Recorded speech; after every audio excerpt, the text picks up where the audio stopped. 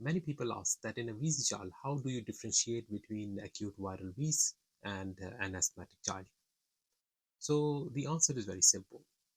Remember, just by auscultating the child, you can't differentiate whether that wheeze is because of acute viral wheeze or whether because that is an acute asthmatic attack. But you have to go and take a deep dive into the history.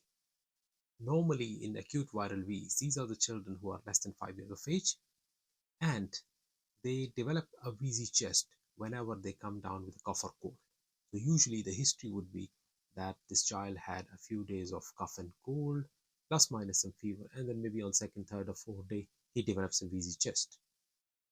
But in between those attacks of cold where it would lead to a wheezy chest, the child is absolutely normal. So in other words, the child does not have got any interval symptoms.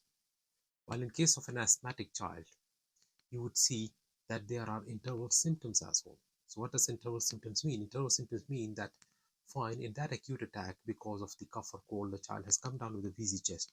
But in between, even during like sort of the time period when there is no cough or cold, the child still has got some degree of symptomatology. So he might be having some form of on and off wheeze, or he might have some form of like episodic cough or nighttime cough.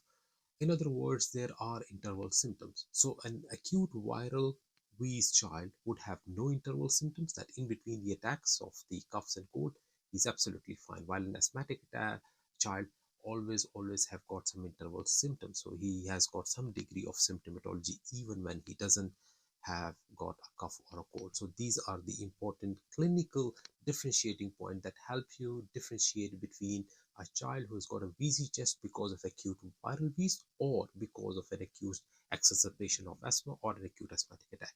I hope you can keep these in mind whenever you are seeing these patients, and that would make your clinical life easy.